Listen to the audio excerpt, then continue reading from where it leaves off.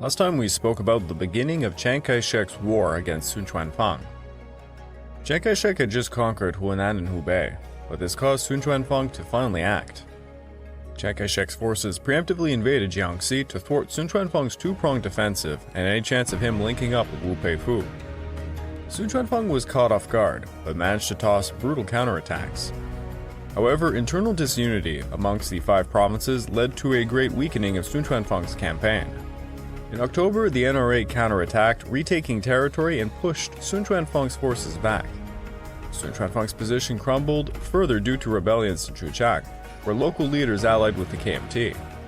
Despite setbacks, by November, the NRA's relentless pressure led to the capture of Jiangxi, significantly weakening Sun Chuanfeng's hold and advancing the northern expedition.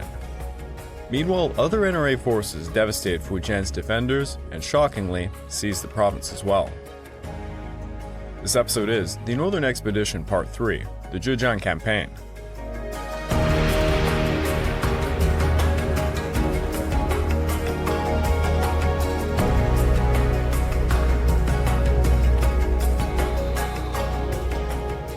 Welcome back to the Fall and Rise of China podcast. I'm your dutiful host, Greg Watson. But before we begin, I just wanted to remind you all that this podcast is only made possible through the efforts of Kings and Generals over at YouTube. Perhaps you want to learn a bit more about the history of Asia? Kings and Generals has an assortment of episodes on the history of Asia, and so much more, so go give them a look over at YouTube. So please subscribe to Kings and Generals over at YouTube and continue to help us produce this content by checking out www.patreon.com/kingsandgenerals. And hey, don't forget about our sister podcast over at the Pacific War Week by Week podcast, written and narrated by me. And if after all that, you're still hungry for some more history, why don't you check out my personal channel, the Pacific War Channel, over at YouTube and all major podcast platforms. Over there, I'm releasing a new series, surprisingly on the North African campaign during World War II. Also, if you have a chance, please check out my Patreon account at www.patreon.com/thepacificwarchannel. Over there, I just released the latest exclusive Patreon podcast, and it's on the horrors of Unit 731. I talk about the formation of Unit 731 and other units, the absolute horrifying and gruesome human experimentation that took place at these said units, and what happened afterwards. A bit of a Operation Paperclip-like scenario. It's a pretty interesting one, so I do implore you to go check it out. Beginning in November until the end of 1926, both the NRA and their enemies took a sort of pause to regroup and figure out what was going on. Chiang Kai Chek had carried out an offensive down the Yangtze and sought the Blitzkrieg to carry on, but many within his ranks wanted to slow down and regroup. Meanwhile, Sun Chuanfeng received more peace offers and chances to join the KMT, but such a thing seemed too far beneath him. With Jiangxi and Fujian lost, Sun Chuanfeng instead turned to an unlikely ally. In a very the enemy of my enemy is my friend-like fashion, he turned north to the Funan Clique warlords. Now obviously, during the later half of the anti-Fengtian War, Sun Chuanfeng kind of held back. He had served the Fengtian a bloody nose and consolidated his five provinces, letting the northerners battle it out amongst themselves. The northerners, just like Sun Chuanfeng, viewed this new southern menace as nothing more than a communist parasite swarming out of Guangdong. In a fit of desperation, Sun Chuanfeng took a train on November the 8th in Nanking, bound for Tianjin. Once in Tianjin, Sun Chuanfeng met with some subordinates of Zhang Zolin and Zhang Zongzhang. They all reviewed the dire situation that befell Wu Peifu against the NRA in Hunan and Hubei. Sun Chuanfeng fully disclosed what had happened to his forces in Jiangxi and Fujian. The northern warlords acknowledged the NRA was not like any other warlord force they had faced before. They were defeating armies much larger and much better armed. It was confusing to them. Even those who had control over strategic railways seemed to be losing to the NRA. The Fengtian warlords had learnt some bitter lessons during their war with Sun Chuanfeng, and they were not going to underestimate a potential enemy ever again. The Fengtian decided to form a new alliance to destroy the new Red Menace in the south. Despite the significant grievances between Sun Chuanfeng and the Fengtian, particularly with Zhang Zongzhang, he agreed to the alliance. Sun Chuanfeng really had no choice after losing Jiangxi and Fujian, with ill control also over Jiujiang. As for Wu Peifu, he really was the unlucky warlord to be the first in the crosshairs of the NRA. The commanders at the Tianjin meeting agreed to do whatever they could to reinforce him at Hunan, so that he might be able to mount a counteroffensive against Wuhan. They also agreed if Wu Peifu refused their alliance and aid, they would be forced to invade Hunan to defend the north from the NRA. To reinforce Sun Chuanfeng in the southeast, the Fengtian would fit the bill, but bill Sun Chuanfeng they also would. In particular, Zhang Zongchang was looking enviously at some of Sun Chuanfeng's holdings, as his province of Shandong was certainly impoverished, all because of his misrule, might I add. Zhang Zongchang had his eye on the gem of Shanghai and its robust black market where many of his friends resided. Sun Chuanfeng offered Zhang Zongchang a guarantee of 500,000 in silver collected from the good taxpayers of Jiujiang and Anhui in return for the reinforcements. On November the 24th, while Sun Chuanfeng's forces in Fujian were being obliterated by the NRA, major agreements were made at Tianjin, and they were bearing results. Zhang Zongchang's Shandong troops were advancing south into Anhui aboard the Tianjin-Pukou Railway, bound for the Yangtze Delta. They were 60,000 men strong, including some of Zhang Zongchang's elite White Russian units, who were manning armored trains with their specialized artillery.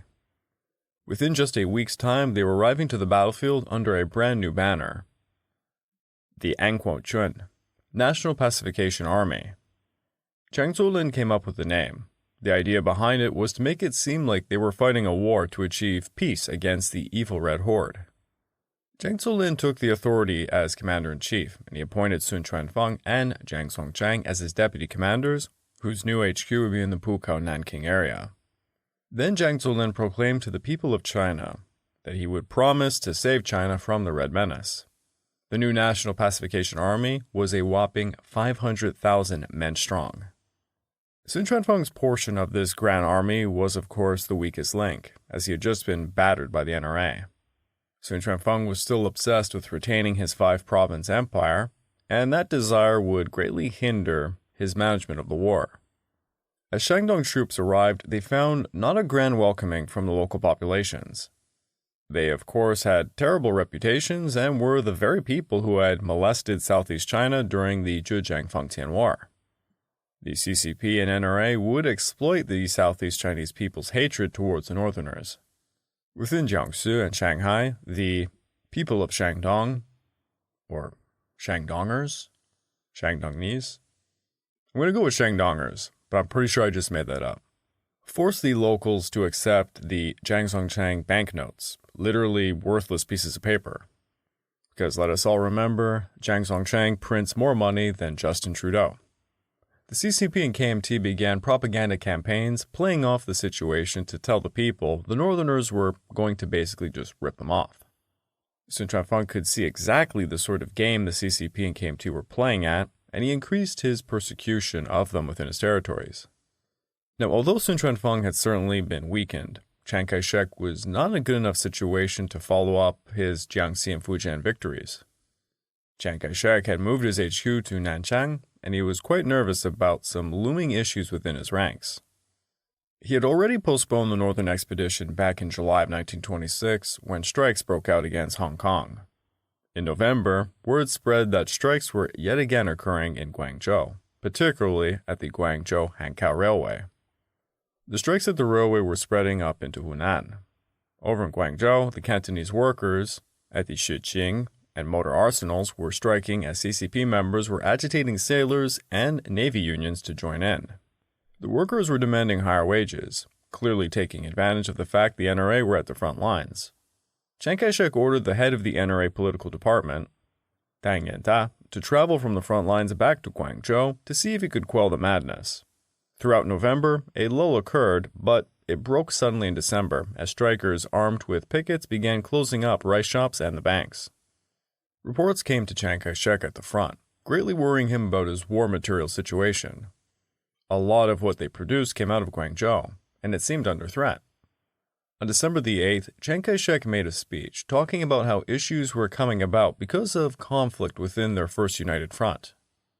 Following said speech, he appointed the garrison commander, Chen Taochuan, to act as Guangzhou's police chief and to pacify the city. Chiang Kai Chek met with some KMT officials at the Central Political Council at Kuling, ordering them to help restrain labor violence and to prohibit strikes in Guangzhou against strategic activities, such as communications, banks, and supply of food and other war vital necessities. The Guangzhou strike situation then spread to Wuhan, as workers began marching for higher wages and better working conditions. Because of this, by late 1926, Wuhan's lucrative arsenal industries, their outputs were beginning to decline. KMT leaders were freaking out over the situation as it looked to them that another Guangzhou-style workers' uprising was about to occur. Word spread that a general strike in Wuhan was being planned for December the 3rd, and this prompted Chiang Kai Chek to intervene. The workers in general were protesting against imperialistic employers in the three cities of Hankou, Hanyang, and Wuchang. They wanted higher pay, better working conditions. It was pretty standard stuff. Chiang Kai Chek called together a meeting at Nanchang of various KMT leaders and, of course, Borodin. Chiang Kai Chek proposed regulating the labor movement. Borodin recommended that the CCP focus on restraining the union problems. Political department members of the KMT proposed disbanding 1,000 armed pickets operating in Wuhan, the same way they did at Guangzhou. Hankou had seen some union violence, and this deeply worried Chiang Kai Chek, who had nightmares about foreign Marines storming ashore from fleets of gunboats along the Yangtze to defend their nationals and their property rights. It was eventually agreed some of the protester leaders would be allowed to join the KMT to help its new government in Wuhan. It seems Chiang Kai Chek had his hands quite full with internal problems. Now back over at the situation of Jiujiang.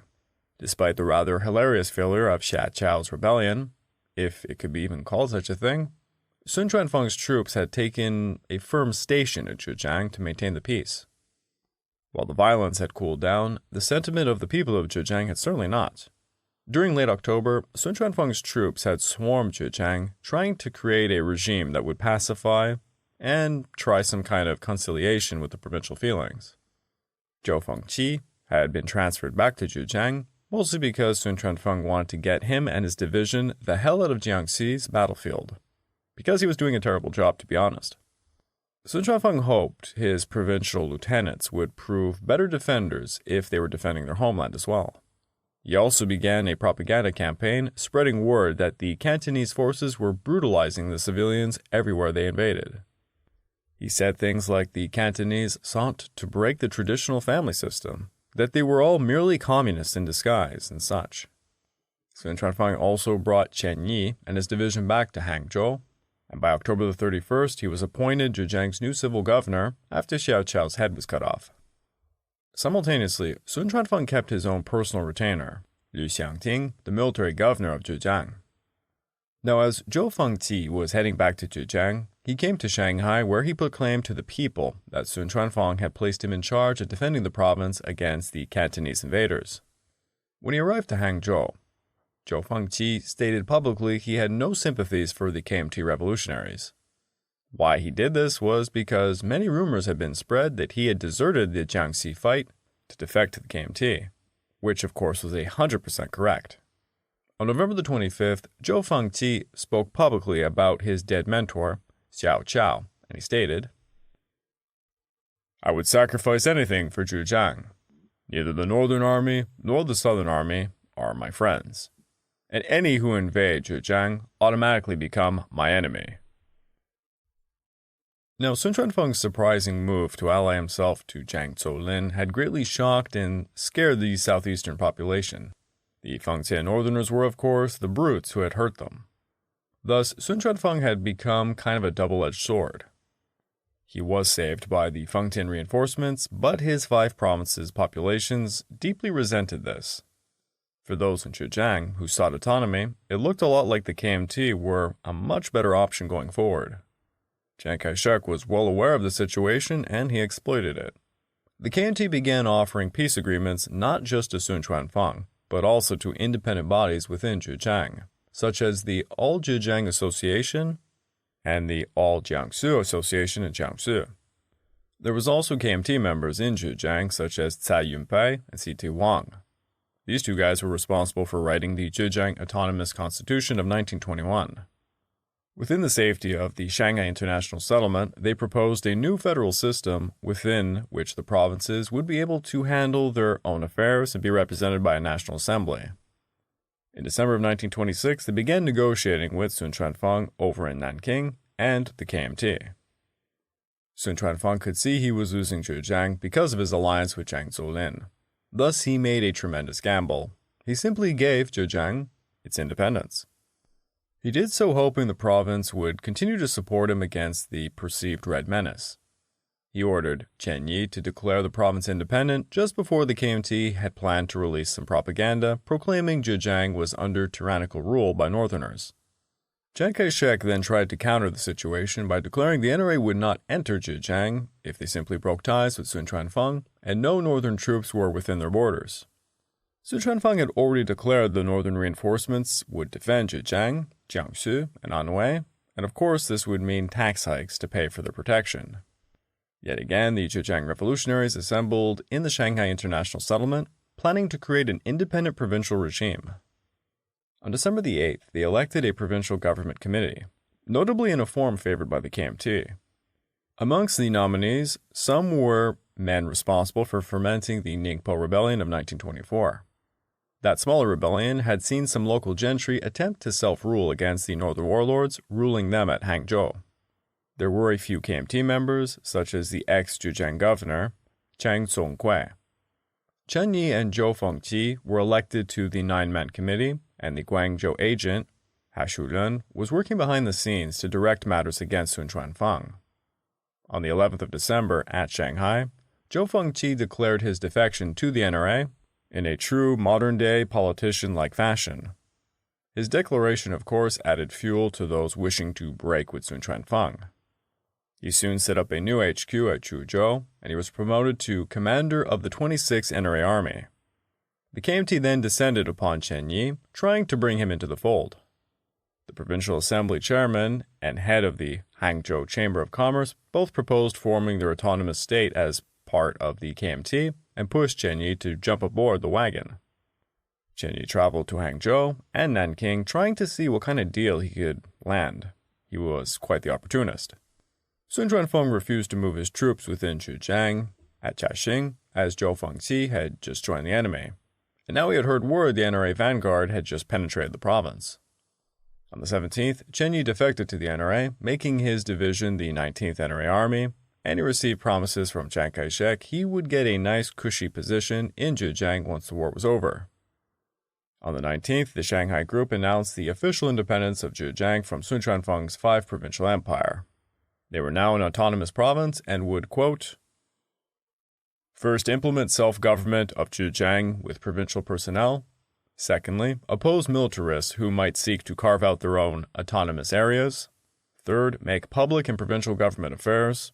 Fourth, subordinate the Jiujiang military to the provincial government. 5, provide the civil freedoms of assembly, press, organization, and speech. And 6, abolish all unconstitutional taxes. These terms were delivered to both Sun Chuanfeng and Chiang Kai Chek. Now, despite doing all of this, the Zhejiang movement was by no means unified. Many of their gentry and military classes were not on board because the NRA did not have a strong presence in the province. There was also, of course, Sun Chuanfeng's collaborators, the type of men who received good positions from him. Many also rightfully feared Sun Chuanfeng's wrath. Zhou Fengqi turned tail immediately from defending Hangzhou and sought the safer refuge of Guzhou. The NRA at this point were still preoccupied with consolidating their gains in Fujian and Jiangxi, thus all they really had for Zhejiang at the moment was a vanguard. In response to the situation, Sun Chuanfeng assembled his 4 best divisions along the Zhejiang border. He then formed an agreement with his NPA allies and subordinates in Jiangsu and Anhui to guard his flank as he tossed the literal kitchen sink into Jiujiang. In a fashion very typical of Sun Chuanfeng's military style, he performed a lightning advance. His field commander, Meng Chaoyehe, brushed aside Zhejiang divisions from the valleys, all the way up the Jiangsu border. The lightning offensive was maintained throughout January of 1927. It seemed to all Sun Chuanfeng had succeeded in taking back Zhejiang by force in quite a quick masterstroke. Within mere days of the offensive, Chen Yi was captured and replaced. Meng Qiaoyehe's forces advanced upland and they ran into the 26th NRA Army, reinforced by elements of the NRA Vanguard Force who had just popped out of Fujian. Over at Kuzhou, the NRA dug in, providing something akin to a bridgehead from Fujian into Jiujiang. Another force under Sun Chuanfeng advanced against Chen Yi's 19th NRA Army, eastwards along Hangzhou Bay's southern shore. At the Cao River, Sun Chuanfeng's men found the rebels short on ammunition, and he served them a crushing defeat around Chuqi. From there, many scattered through the southwestern hillside until they found their way to Chuzhou. Over there, the NRA were holding out under intense attacks until mid-January. Within Sun Chuanfeng's sink were elements of the Fujian troops who had defeated Zhou Yingren. These units went past Kuzhou and seized Lanqi and Xinhua on the 10th. General Hou Yingqin in Fujian now faced the daunting choice of jumping into Jiujiang before the bridgehead closed. Yet the NRA enjoyed greater mobility, and this allowed the 1st NRA Army to rush over the border hills to aid the besieged Kuzhou before Sun Chuanfeng had brought over his heavy artillery. On January the 20th, General Bai Chongxi took command over various NRA units and allied forces in Jiujiang to reorganize a battle plan. By the 29th, he launched a counterattack out of the highlands. Using local guides who knew the terrain, the NRA marched through tributary valleys leading into the open plain of Jietang, where the provincial capital of Hangzhou was. Now with more equal numbers, the NRA engaged the enemy at Lanqi and Xinhua, fighting a brutal 3-day battle. This action turned the campaign around. Sun Chuanfeng's forces lost commanding officers of a brigade, regiment, and 3 battalions, alongside 2,000 soldiers. The NRA captured large hauls of firearms, but more precious was some heavy artillery. The early northern expedition lacked heavy artillery, and these pieces would be put to great use. After the 3-day battle, Sun Chuanfeng's forces would never regain the highlands.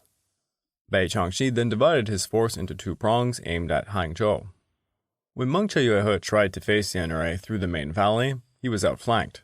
By February the 11th, around Tonglu, Meng Qiaoyehe's forces were routed down the valley. They fled over to Fuyang, where they tried to fortify a new defensive line using artillery alongside some new reinforcements, but this utterly failed. The defeat greatly demoralized the northerners to the point Zhou Yingren lost complete control over his Fujian units. The soldiers retreated in a panic, breaking ranks as civilians from Fuyang and Hangzhou packed all that they had and fled for Shanghai. Their towns were plundered by the soldiers who sought to grab what they could before running home north. The Battle of Tonglu saw Sun Chuanfeng pull his remaining forces towards Hangzhou. There they could mount a defense and feel a bit more secure because they had a railway line leading back to Shanghai and the north. The NRA forces pincer attacked near Hangzhou, catching another 8,000 retreating soldiers who had been waiting on a ferry to get across the Jiantang River.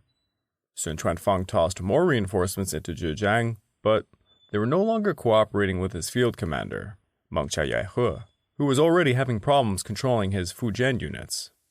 Thus Meng Qiaoyehe chose, rather than making a stand at Hangzhou, to instead take his 20,000 men and retreat into Jiangsu. Another province of Sun Chuanfeng's Infinity Gauntlet was being lost. General Meng Qiaoyehe and the civil governor of Zhejiang fled for Shanghai on February the 17th of 1927. Even the withdrawal out of Zhejiang was an unmitigated disaster, as Meng Qiaoyehe could not maintain his men's discipline. After advancing 50 miles to Caixing, many had mutinied, seeking to sack the city. The civilians of the city begged Meng Qiaoyehe to force his men to leave them alone and to move on, but he dared not try to halt his unruly men. Yet again, this proved to be a crucial factor leading to the NRA's success. Where the army of warlords went, they looted and molested the common people, while the KMT had strict policies of paying the local populations for what they needed and not to lift a finger upon the common people. The northern Chinese soldiers tore down civilian barricades placed by scared shop owners, ransacked them, and carried off anything that they could. When the NRA made it to Caixing after them, they were met with flags and warm greetings. On February the 23rd, the NRA had effectively cleaned Jiujiang of Sun Chuanfeng's forces and allies. Most had pulled back to defensive lines west of Shanghai. Their new defensive line was built around the Hangzhou-Shanghai railway line at Songjiang. Xia Chao was dead, Chen Yi was captured, leaving Zhou Fengqi the last man standing from the original triumvirate. This made him the new MVP Zhejiang leader, who Chiang Kai Chek would play upon to consolidate the province. He was quickly appointed to chairman of Zhejiang's military committee, and he became an official member of the new governmental committee. General Hou Yingjin assembled his forces opposite the Jiangsu border, near Jiaxing, preparing for an offensive aimed at Shanghai. Meanwhile, KMT members such as Cai Yongpei and Zhou Fengqi began setting up the new Zhejiang government while the NRA organized their offensive. Chiang Kai Chek was reluctant to attack Shanghai directly. The super city had an enormous population, including countless foreign communities. The great powers had their largest concessions and investments in Shanghai, and none of them were taking a liking to the KMT's anti-foreign propaganda. By February of 1927, there had been a plethora of anti-foreign incidents that were making foreigners quite antsy, even those living cushy lives in Shanghai. A month prior at Hankow and Kyokyang, angry Chinese mobs spurred by agitators within the KMT, or as Chiang Kai Chek would tell it, CCP members, had attacked British concessions. The British were only able to thwart bloodshed by handing some authority over the concessions back to the Chinese. Foreign residents in the Yangtze Valley were evacuating en masse to Shanghai for protection, and this helped circulate horror stories in the foreign community there. It seemed clear that all the foreigners were preparing to defend themselves at Shanghai. It is actually quite reminiscent of the Taiping Rebellion or the Boxer Rebellion. As angry mobs of local Chinese approached Shanghai, her foreign residents were banding together to mount an effective defense of the city. All the foreign powers had investments in the Yangtze region, and they began pouring what troops they had on hand and recruited volunteers to patrol and defend the city. Command of Shanghai's defenses for the foreign quarters fell to the British commander, Duncan, who took the Richard Hotel as his HQ. He coordinated an international force nearly 10,000 strong, consisting mainly of Marines and sailors. Duncan had formed an agreement with Sun Chuanfeng to help defend a perimeter that extended outside the foreign concessions. Rumors began to spread around the local population that the British were requesting their government, the United States and Japan, would launch a war against the NRA. Sun Chuanfeng's situation got even worse as he had stirred up the foreign community, stating he could not guarantee their safety against the Red Menace approaching Shanghai. Sun Chuanfeng worked alongside the International Administrative Office to round up and execute any revolutionary agents they could find within Shanghai and her concessions. On the night of January the 10th of 1927, a mass of inspectors consisting of foreign volunteers patrolled the streets of the concessions. All suspected revolutionaries were rounded up and they were brought to police stations in Sun Chuanfeng's areas of control in the Chinese parts of Shanghai. The foreigners also made sure to prohibit any demonstrations or political activities. By late February, as the NRA was massing across the border, Sun Chuanfeng announced that he, the British and Japanese authorities within Shanghai, were cooperating to stop Chinese labor unions and workers from performing any mischief. This was followed up by a large roundup of suspected revolutionaries. As Chiang Kai Chek approached Shanghai, he was risking a major retaliation from the great powers, who seemed to be aligning with Sun Chuanfeng and the NPA. Chiang Kai Chek risked opening a new front with the great powers, perhaps more northern warlords as well.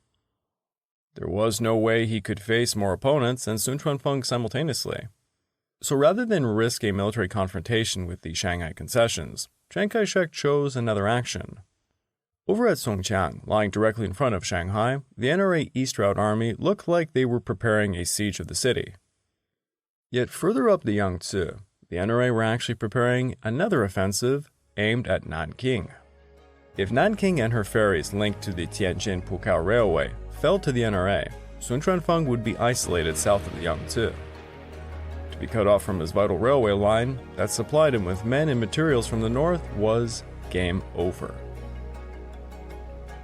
I would like to take this time to remind all of you that this podcast is only made possible through the efforts of Kings and Generals over at YouTube.